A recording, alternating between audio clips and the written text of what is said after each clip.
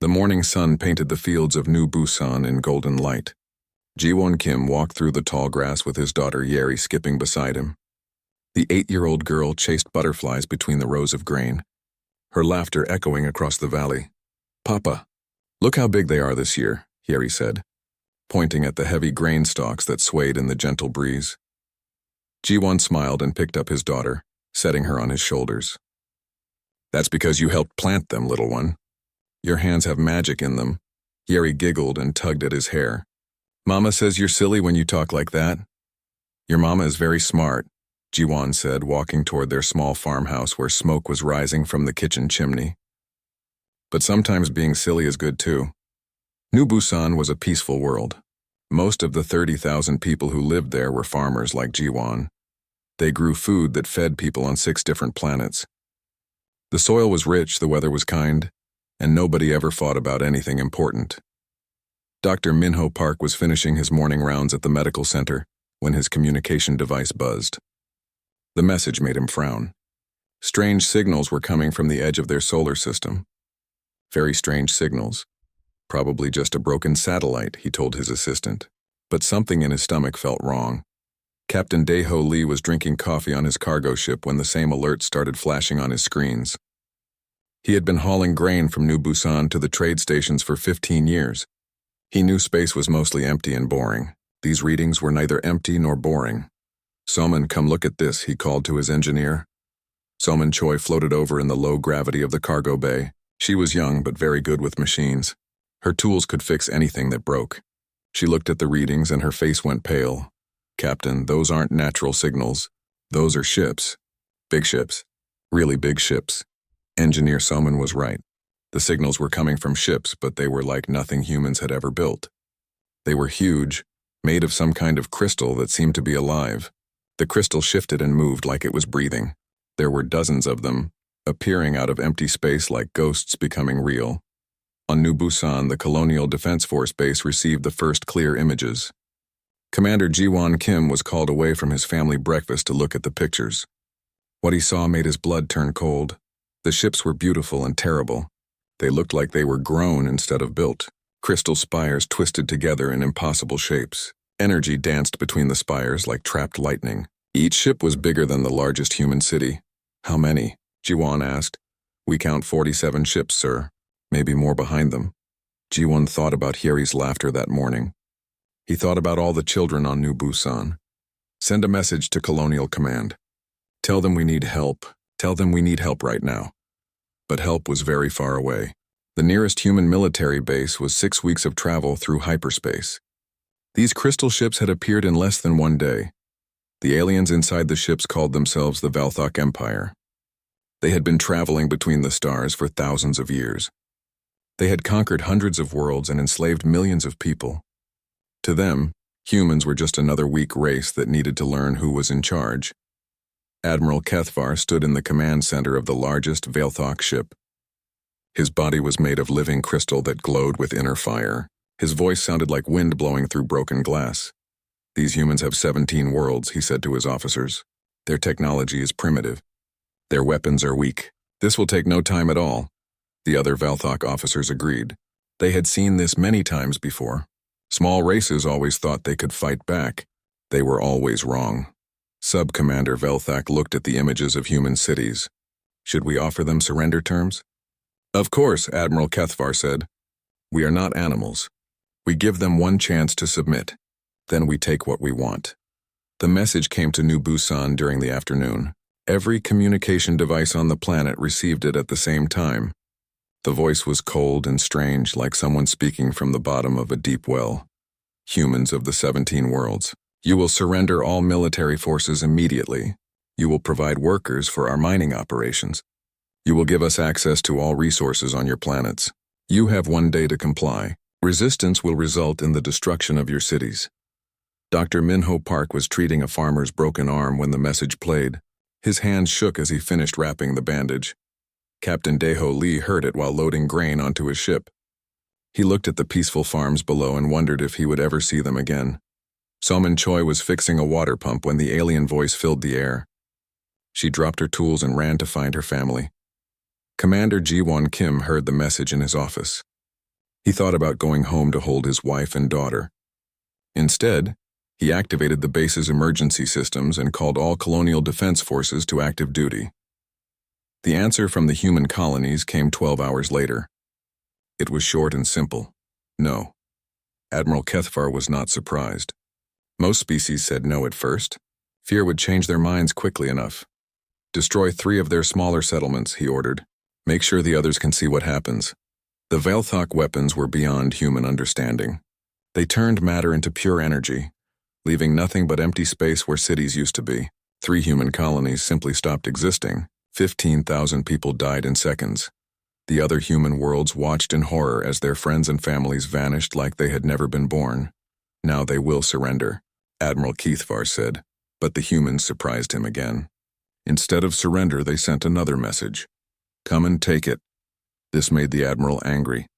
No race had ever been this stubborn before. Very well. If they choose death, we will give it to them. The invasion began at dawn the next day. Crystal ships descended from the sky like falling stars. Human defense forces fought as hard as they could, but their weapons barely scratched the alien ships. Human pilots flew their small fighters against massive crystal warships, knowing they would die but doing it anyway. Captain Deho Lee joined the desperate fight in his cargo hauler.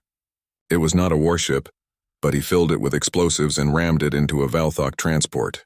The explosion lit up the sky, but more alien ships kept coming. One by one, the human worlds fell. Their armies were brave but too small. Their weapons were clever but too weak. Within 3 weeks, the Velthok Empire controlled all 17 human worlds. The humans who survived were rounded up and put in camps. The Velthok needed workers for their mining operations. Humans were perfect for dangerous jobs. If they died, there were always more humans. On New Busan, Commander Ji-won Kim was forced to watch as his people were loaded into alien transports. His military uniform was taken away. His weapons were destroyed. He became just another prisoner. But that night, holding his sleeping daughter close, he whispered a promise that the aliens could not hear. This is not over. This will never be over. The Velthok had won their war against humanity in less than a month. Their crystal ships controlled human space. Their workers were digging deep mines on human worlds. Everything was going exactly as planned. What the Velthok did not understand was that conquering humans and breaking humans were 2 very different things. They had done the first. The second would prove to be impossible. In the labor camps, human eyes still held fire. In the mines, human voices still whispered of home. And in the darkness between the stars, the few free human ships still moved like sharks, waiting for their chance to bite back. The Velthok thought the war was over. For humans, it was just beginning. 6 months had passed since the Velthok Empire crushed the human colonies. New Busan looked very different now. The green fields were gone, replaced by deep holes in the ground. Giant machines pulled crystal ore from the earth day and night. The sound of digging never stopped. The humans lived in gray metal buildings near the mines. Each building held 50 people in spaces meant for 10. There was never enough food, never enough water, and never enough sleep. The Velthok guards did not care if humans suffered. They only cared that the work got done. Ji-won Kim woke up before dawn like he did every day. His body hurt from yesterday's work in the deep tunnels. His hands were cut and bleeding. But when he looked at his daughter sleeping next to him, he found the strength to get up. Yeri was thinner now. All the children were thinner, but she still smiled when she saw her father's face. "Good morning, Papa," she whispered, trying not to wake the other families crowded around them. "Good morning, little star," Ji-won whispered back. It was what he had always called her. Even in this terrible place, she was still his light. Dr. Minho Park moved quietly between the sleeping families. Many people were sick from the bad air in the mines. He had no proper medicine, but he did what he could with herbs and clean water. The Velthok did not waste medical supplies on human workers. "How is your cough today?" he asked an old woman named Mrs. Chen. "Better," she lied. They both knew she was getting worse, but there was nothing more he could do. In another part of the camp, Taehyung-yoon was having a secret meeting. Before the invasion, he had been a Marine. Now he was planning something the Velthok would not like. He spoke in whispers to a small group of trusted people. "The guards change shifts at midnight," he said. "That gives us 30 minutes when the East Tunnel is not watched." Nari Jung, who used to fix communication equipment, nodded. I can disable their sensors for 20 minutes. Maybe 25 if we're lucky. What about the children? Asked Dr. Sunwoo Bei. He was young but very smart about treating hurt people. If we fight back, they might hurt the children. Everyone was quiet. That was the hardest part about fighting back. The Veilthok knew that humans cared about their young ones. They used this knowledge as a weapon. Captain Dae-ho Lee was not in the camp. His ship had escaped during the invasion, and now he hid in the asteroid belt with other free humans. But they were few and weak. Their attacks on Veilthok ships were like insects biting giants. Engineer Soman Choi worked on stolen Veilthok equipment in a hidden cave. She was trying to understand how their technology worked. Every day she learned a little more. Every day she got a little closer to finding their weakness. Their crystal ships are alive, she told the other free humans. The crystals grow and heal themselves, but that also means they can be poisoned. Back on New Busan, the resistance was growing. Humans found ways to slow down the mining work. Tools would break at just the right time. Tunnel supports would fail in empty areas. Computer systems would have strange errors. The Veilthok noticed, but they did not worry much. All slave races tried small acts of rebellion at first. Fear would stop them soon enough. Sub-Commander Veilthek walked through the mining tunnels with his crystal guards. He enjoyed watching the humans work. Their small bodies moved quickly in the narrow spaces. They were perfect for this kind of labor. The productivity is down 12% this month, his aide reported. Increase the punishment quota, Veilthek ordered. Destroy some of their food supplies. Hunger makes better workers. But hunger also made desperate enemies. Ji-won Kim learned about the new food restrictions while helping to unload supply trucks. There would be even less food for the children now. That night he joined Taehyung's resistance group. I'm in, he said simply. Whatever you're planning, I'm in. Taehyung looked at this man who had been a colonial defense commander. It's dangerous. If we get caught, my daughter is getting thinner every day, Ji-won said. Doing nothing is also dangerous. The plan was simple but risky. They would attack the main crystal processing facility during the shift change. Nari would disable the security systems. Taehyung would lead a team to plant explosives made from mining charges. Dr. Bei would create a medical emergency to distract the guards. For 2 weeks, they prepared in secret. They gathered supplies and studied guard patterns. They practiced their timing until everyone knew exactly what to do. Little Hyeri noticed that her father was acting strange. He seemed worried about something, but he tried to hide it with smiles. She did not understand the adult problems, but she wanted to help. Papa, are you sad? She asked one evening as they shared their small portion of food. No, little star. Papa is just thinking about how to make things better. I wish I could help make things better too, Hyeri said. Ji-won hugged her tight. You do help. Every time you smile, you make things better for everyone. The night of the attack finally came. Everything started perfectly. Nari disabled the security cameras right on schedule. Dr. Bei created a distraction by treating a worker who pretended to have a heart attack. Taehyung's team moved toward the processing facility with their hidden explosives, but someone had made a mistake with the guard schedules. The shift change happened 30 minutes early. When Taehyung's team reached the facility, crystal guards were waiting for them. Alarms started screaming across the mining complex.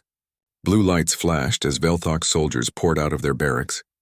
The resistance fighters ran in different directions, trying to escape back to the worker camps. In the confusion, families were separated. Children got lost in the dark tunnels. Parents screamed names as armed aliens swept through the mining complex like a crystal storm. Hyeri had been in the communal area with other children when the alarm started. She tried to run back to find her father, but the crowd pushed her the wrong way. Soon she was alone in a maintenance tunnel, scared and crying. Ji-won heard his daughter calling for him over the noise of the alarms. He fought through panicking workers and angry guards, searching desperately for that small voice. Hyeri, where are you? Papa is coming. But the tunnels were a maze, and the Veilthok soldiers were everywhere. Every path seemed to lead to more crystal armor and energy weapons. Sub-Commander Veilthok was furious about the attack. It had failed, but the humans had tried to damage valuable equipment. This required a lesson that would stop future resistance. Find the leaders, he ordered his soldiers, and find some of their young ones. Fear of death is good, but fear for their offspring is better. 2 crystal soldiers found Hyeri in the maintenance tunnel. She was small and scared, calling for her father with tears streaming down her face. To the soldiers, She was perfect for what their commander wanted. They dragged her to the main courtyard where other captured humans were being forced to watch. Searchlights turned the area bright as day. Hiyeri stood in the center, surrounded by tall crystal beings that glowed with cold fire. Jiwon arrived just as they brought his daughter into the light. He tried to run to her, but Velthok guards held him back. "Let her go," he screamed. She's just a child. She did nothing wrong. Sub-Commander Velthok stepped forward. His voice echoed across the silent courtyard like breaking glass. "This is what happens when humans forget their place. This is what rebellion costs. Please," Jiwon begged, struggling against the guards. "Please, she's innocent. Take me instead. Kill me instead." But Velthok had made his decision. Fear was a tool, and tools had to be used properly. He raised his weapon, a device that could unmake living things slowly and painfully. "Remember this moment, humans. Remember what your resistance brings." The energy beam hit little Hiyeri and she began to scream. But the weapon was set to work slowly, to cause maximum terror in the watching humans. She did not die quickly. She died crying for her father while hundreds of people were forced to watch. Jiwon's voice broke as he screamed his daughter's name. Other humans wept openly. Children hid behind their parents. Even the crystal soldiers seemed uncomfortable with what they were witnessing. When it was finally over, Velthok looked at the silent crowd of humans. "Remember this. Obey and live. Resist and watch your loved ones suffer." But as he walked away, he did not see the change in human eyes. The fear was still there, but something else was growing behind it. Something dark and hungry and completely without mercy. Jiwon Kim knelt beside his daughter's ashes and made a promise in a voice too quiet for anyone else to hear. "I will remember, little star. I will remember everything. And I will make them pay for what they took from us." The resistance had failed, but something far worse was about to begin. The Velthok had just taught humans what they were truly capable of when pushed beyond all limits. It was a lesson that would destroy them all. Dr. Minho Park's hands shook as he finished recording the message. He had watched Hiyeri Kim die in that courtyard 3 days ago. He had watched her father break into pieces. He had watched something terrible born in the eyes of every human who witnessed that murder. The recording was simple but complete. It showed everything. The child calling for her father. The alien commander's cold words. The slow, deliberate cruelty of her death. And most importantly, it showed the faces of the humans who watched. "Send it to every human colony," Minho whispered to Narijong. "Send it to every ship. Send it to everyone." Nari's communication equipment was hidden deep in the mining tunnels. The Velthok thought they had destroyed all human technology, but engineers like her could make radios from spare parts and hope. "The signal won't be strong enough to reach the outer colonies," she said. "Then we make it stronger," Minho replied. "We use every communication device on this planet. We turn the whole mining complex into one giant transmitter." It took 2 days to set up. Humans across New Busan secretly connected their hidden radios and emergency beacons. They worked in shifts, always watching for Velthok patrols. The aliens noticed increased power usage but assumed it was from the mining equipment. On the 3rd night, the signal went out. It carried the recording of Hiyeri's murder to every corner of human space. Ships hiding in asteroid fields received it. Colonies under Velthok control picked it up on hidden receivers. Free human forces in exile watched it with growing horror and rage. Captain Daeho Lee was eating a cold meal in his ship's cargo bay when the transmission reached him. 28 other humans crowded around the small screen, watching in silence. When it ended, nobody spoke for a long time. "She was 8 years old," someone finally whispered. "They killed her slowly," said another voice. "They wanted us to watch. They wanted us to be afraid." Captain Lee stood up slowly. His face had changed. Something had broken inside him and something else had taken its place. "Are we afraid?" he asked his crew. "No, sir," came the answer. "We're angry." "Good," Lee said. "Angry is better." The same scene played out on dozens of ships scattered through space. Human crews watched the recording and felt something fundamental shift in their minds. The careful plans and defensive strategies were thrown away. Fear died, replaced by something the galaxy had never seen before. Admiral Wanho Kang commanded the largest group of free human ships, 43 vessels hiding in a dead solar system, waiting for the right moment to strike back. The moment arrived with that transmission. Kang's officers gathered in the flag bridge to discuss their response. These were experienced military leaders who understood the rules of war. They knew about acceptable losses and strategic thinking, but after watching Hyeri Kim die, those rules seemed meaningless. Our weapons can't penetrate their ship armor, said Commander Unji Lim. We've tried everything. Then we don't use weapons, Admiral Kang replied. We use our ships. The officers looked at him in confusion. Sir, our ships are weapons. Our crews are weapons. We are all weapons now. Kang's voice was calm, but his eyes burned with cold fire. They want to teach us about fear? Let's teach them about humans. Back on New Busan, Ji-won Kim had not spoken since his daughter's death. He sat in the corner of the barracks, staring at nothing. Other humans tried to comfort him, but he seemed to be somewhere else entirely. Dr. Sunwoo Bae was treating injured workers when he noticed the change. It started with the families who had lost children to Valthok cruelty. Then it spread to everyone who had watched Hyeri die. Their eyes became different, colder, calculating. They're planning something, Bae told Dr. Park, all of them. They're planning something terrible. Good, Park replied. Terrible is what these aliens understand. The change was not just emotional. Engineer Somin Choi noticed it first in the way humans worked. They were more focused now. More efficient. They seemed to feel less pain and need less rest. Work that used to take teams now got done by individuals. She was studying Valthok technology in her hidden laboratory when the realization hit her. They're not just angry, she told her assistant. They're becoming something else. Something designed for war. The first sign of humanity's transformation came during a routine mining shift. A tunnel collapsed, trapping a Valthok overseer with 3 human workers. When the rescue team dug them out hours later, they found the alien dead and the humans uninjured. How did he die? Sub-Commander Valthok demanded. Appears to be from injuries in the collapse, sir, the medical officer reported. Though the humans in the same area survived without serious harm. Valthok was suspicious, but the evidence seemed clear. Accidents happened in mines.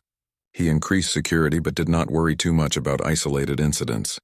The incidents were not isolated. Across the mining complex, Valthok soldiers began disappearing.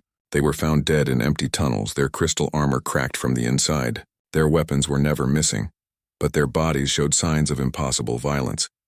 The humans are killing them with their bare hands, the medical officer told Valthok. Somehow they're breaking crystal armor without tools or weapons. That's impossible, Valthok said. Human bone and muscle cannot damage our armor, but the evidence was mounting. Security recordings showed humans working normally one moment, then moving with inhuman speed and strength the next. They seemed to know exactly where to strike crystal armor to make it shatter. Ji-won Kim was part of the killing, though he barely remembered doing it. He would see a Valthok guard, and suddenly he was holding pieces of broken crystal. His hands were cut and bleeding, but he felt no pain. All he felt was the need to find the next target. Tae-hyung-yoon organized the hunters into groups. They learned to move through the tunnels like shadows, appearing wherever Valthok soldiers were alone. The aliens had technology and armor, but humans had something more valuable now. They had nothing left to lose. The psychology of humans is more complex than we understood, reported the Valthok intelligence officer. They appear to have multiple behavioral modes. We have triggered their warfare mode. Admiral Kethvar reviewed the reports from New Busan with growing concern. Casualties among his forces were increasing daily. The humans were not just resisting anymore. They were hunting. Send reinforcements, he ordered. Double the guard presence, but more guards meant more targets. The humans seemed to adapt instantly to new security measures. They learned patrol routes in hours instead of days. They found weaknesses in armor that Valthok engineers had considered impossible to exploit. Dr. Park worked in secret to understand what was happening to his people. The humans were changing physically as well as mentally. Their reflexes were faster. Their strength was increasing. They needed less food and water. Most disturbing of all, they seemed to feel less pain.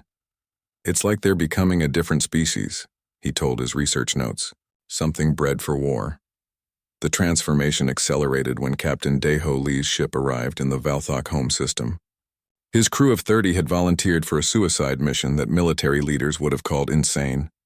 Ramming speed, Lee ordered as his ship dove toward a Valthok patrol fleet. The aliens detected his approach and opened fire. Their weapons tore through his ship's hull, but Lee kept flying. His crew worked at their stations even as the bridge filled with smoke and fire. For Hyeri, someone shouted. For all the children, Lee replied. His ship hit the lead Valthok vessel at full speed. The explosion destroyed both ships and damaged 3 others. No one survived, but the message was clear. Humans were no longer following the rules of civilized warfare. News of the attack spread through both human and Valthok forces. The aliens were shocked that any species would waste ships in suicide attacks. The humans were inspired. If 30 people could destroy a patrol fleet, what could 100 do? What could 1,000 do?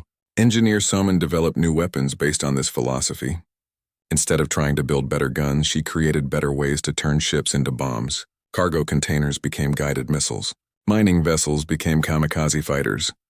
We don't need to win battles, she explained to other human engineers. We just need to make sure they lose them. Admiral Kang's exile fleet received her designs and began converting their ships immediately. Civilian vessels were stripped down and packed with explosives. Military ships were modified to maximize damage when they inevitably got destroyed. Psychologist J10 studied the changes in human behavior from his hiding place on a captured research station. What he found both amazed and terrified him. We're becoming perfect soldiers, he recorded. Every death makes us more efficient. Every loss makes us more focused. They think they're fighting the same species that they conquered 6 months ago.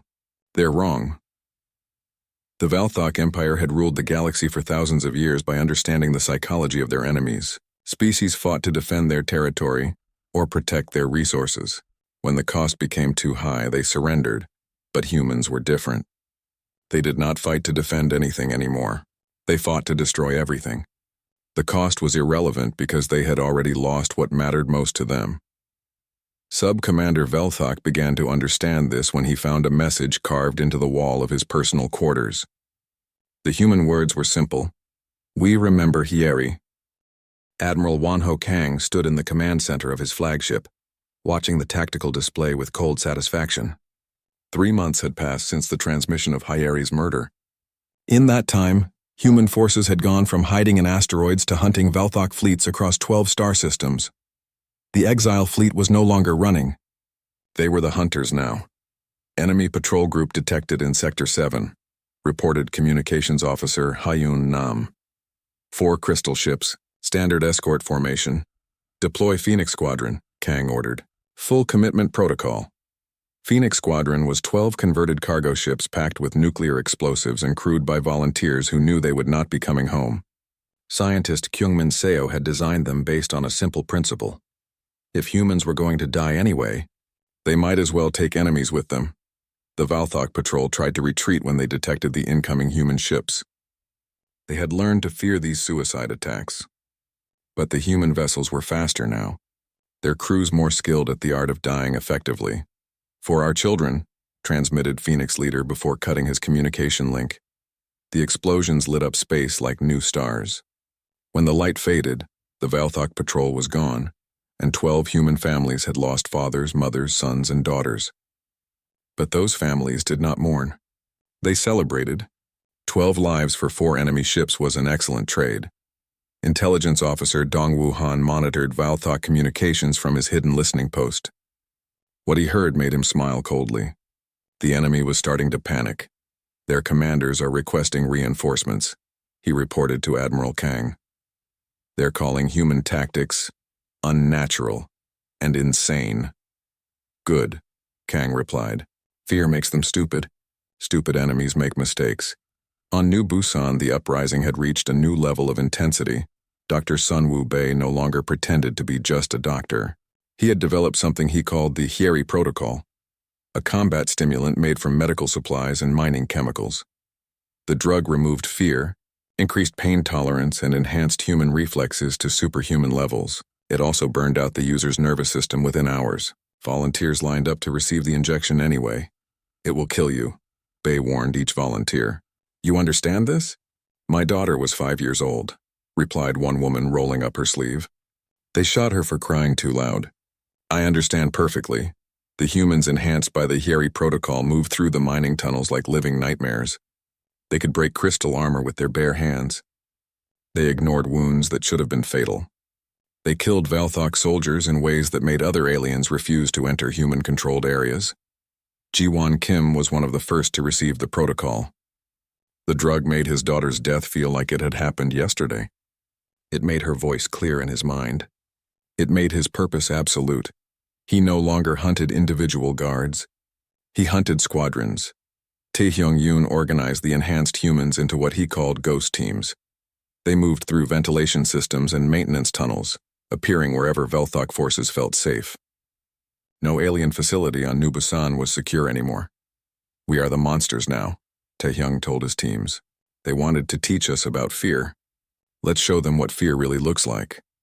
Narijung had expanded her communication network to coordinate simultaneous attacks across dozens of occupied worlds. The Ghost Network connected resistance groups that had been operating in isolation. Now they moved together like fingers of the same hand. "Uprising in the Kepler colonies," she reported. "Mining facility destroyed. No Velthok survivors. Cargo fleet intercepted in the Ross system," came another report.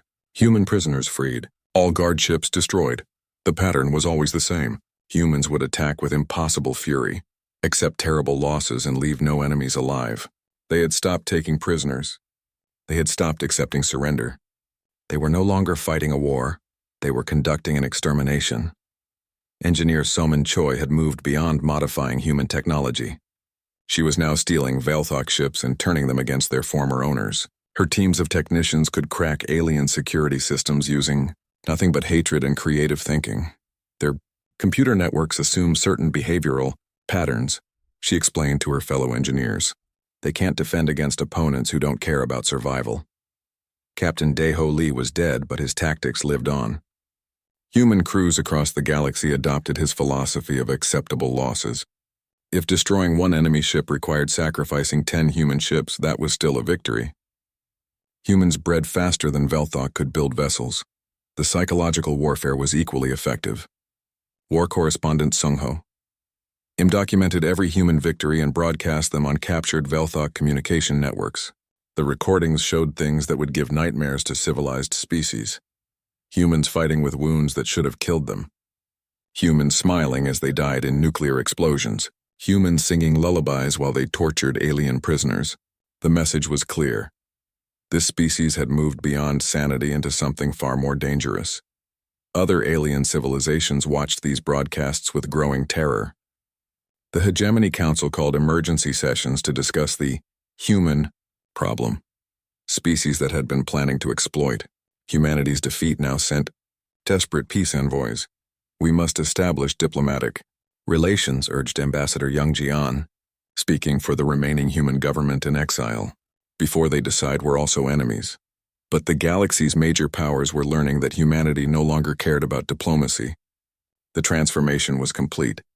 The peaceful farmers and scientists were gone, replaced by something that lived only to kill their enemies. Sub-Commander Velthak barricaded himself in his command bunker on New Busan after the 15th attempt on his life. His crystal armor was scarred from human attacks. His guards were dead or missing. He sent increasingly desperate messages to Admiral Kethvar. "The humans are no longer following any recognizable pattern of behavior," he reported. "They appear to be operating under some form of collective psychosis. Recommend immediate evacuation of all Velthok personnel." But evacuation was no longer possible. Human forces had cut off all escape routes from the occupied worlds. The Velthok found themselves trapped on planets full of predators that looked like their former slaves. Dr. Minho Park watched the transformation of his species with clinical fascination. The humans around him no longer seemed entirely human. They moved differently, thought differently, felt pain differently. The change was becoming permanent. "We're evolving," he recorded in his medical notes. "In real time, we're becoming something new, something perfectly adapted for warfare against our enemies." The Velthok medical officers reached the same conclusion, but too late to matter. Their reports described humans as a warrior species in transition and recommended immediate termination of all specimens. Before the change becomes irreversible, those recommendations never reached the Velthok homeworld. The Human Ghost Network intercepted all communications now. Humans knew everything their enemies planned. The aliens knew nothing about what was coming for them. Fleet Admiral Jisoo Kwan commanded the largest human offensive in history. 200 ships, most of them converted civilian vessels, jumped into the heart of Velthok space. They were outnumbered 10-1, but numbers no longer mattered.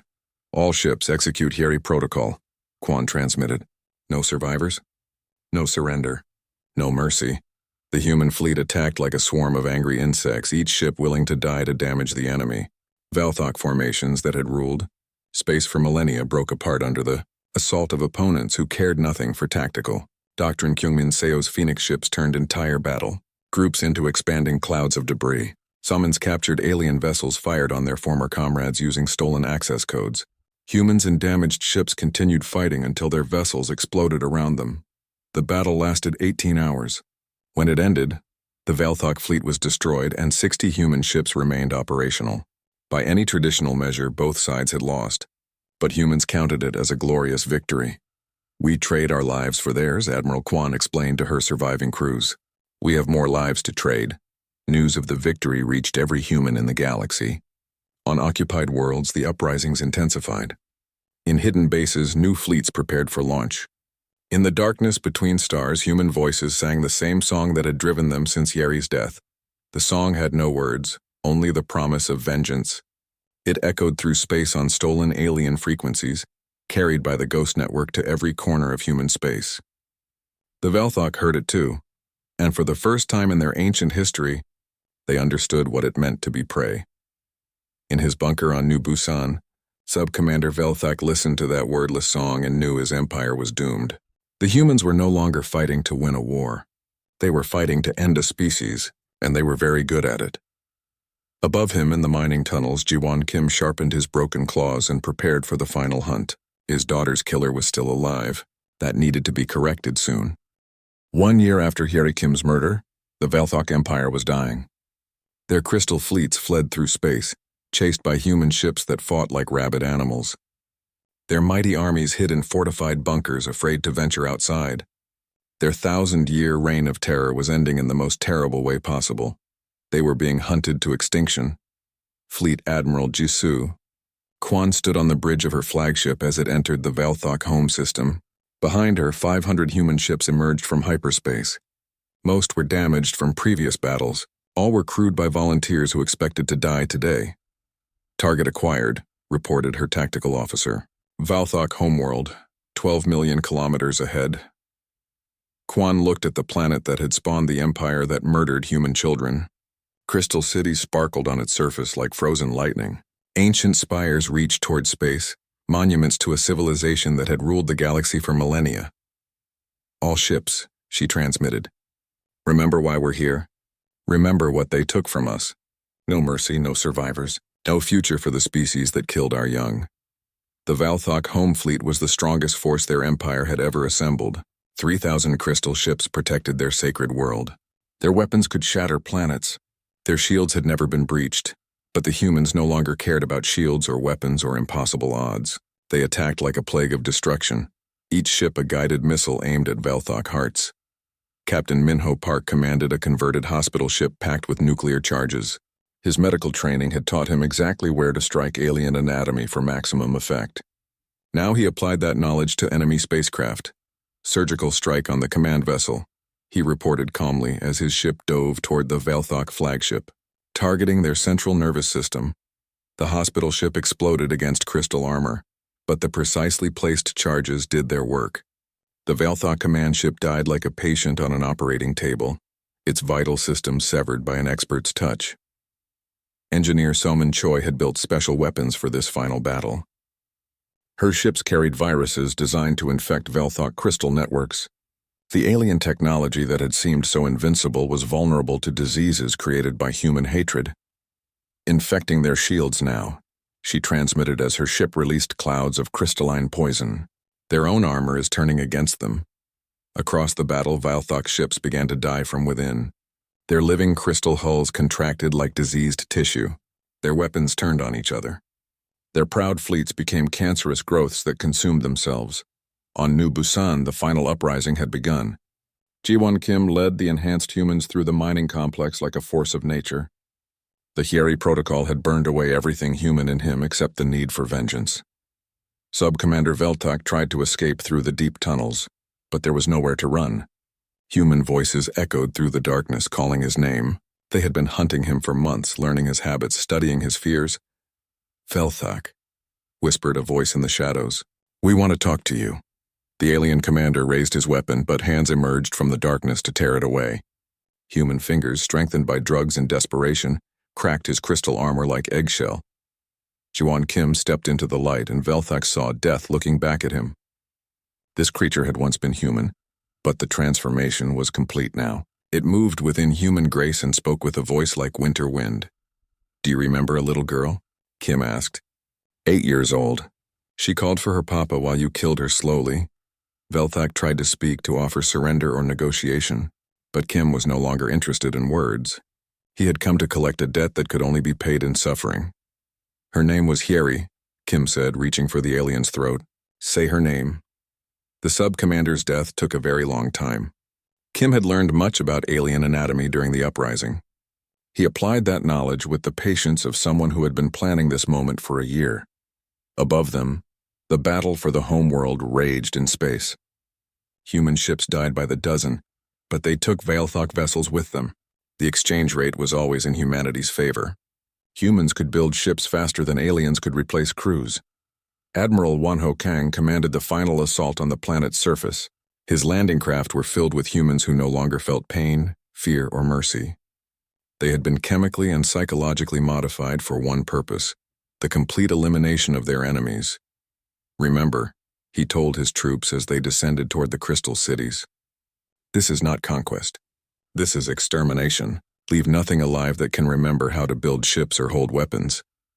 The Velthak ground forces fought desperately, but they were not prepared for enemies who treated death as a minor inconvenience. Human soldiers continued attacking with fatal wounds. They used their dying breath to trigger explosives. They turned their own bodies into weapons. Dr. Sun Wu-bei had created new versions of the Hyeri protocol for the final assault.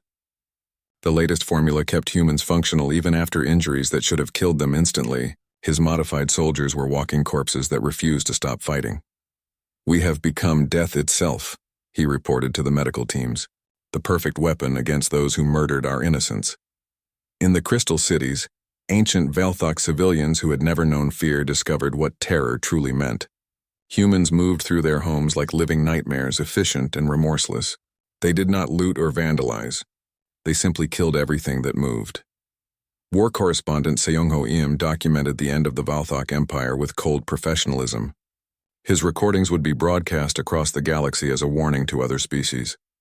The Velthak thought they could teach humans about fear, he narrated as crystal spires fell in the background. Instead, they learned what happens when you threaten human children. They learned that some species should not be awakened. The battle for the homeworld lasted 3 days. When it ended, the Velthak Empire was a memory. Their capital cities were rubble. Their fleets were drifting debris. Their people were extinct. Admiral Kethvar, the architect of humanity's conquest, was captured alive in the ruins of his palace. The humans brought him before Fleet Admiral Quan for the formal ceremony of his species' end. "Your empire ruled for 1,000 years, Quan told him. Our children lived for less than 10. The math is simple. Kethvar tried to speak of mercy, of the rules of civilized warfare, of the possibility of coexistence, but humans had moved beyond such concepts. They had become something new, something perfectly adapted for the extinction of their enemies. There are no rules," Quan explained patiently. "There is no mercy. There is only the debt you owe for the children you killed." The last Velthak admiral died the same way little Hyeri had died, slowly, painfully, while others watched. It was fitting justice, or perhaps just revenge. The distinction no longer mattered to the humans who administered it.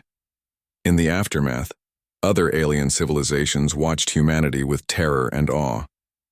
The peaceful farmers who had grown food for the galaxy were gone, replaced by something that galaxies had never seen before.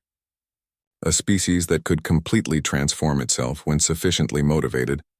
Diplomat Young Ji-an addressed the Galactic Council from the ruins of the Velthak homeworld. Her message was simple and direct. "The human species has established a new doctrine for interstellar relations," she announced. "Any species that deliberately harms human children will face complete extinction. This is not a threat. This is a promise." The galaxy's major powers quickly agreed to new treaties guaranteeing the protection of human civilians. Nobody wanted to discover what humans might become if provoked again. Dr. Minho Park established a memorial on New Busan, where the mining complex had once stood.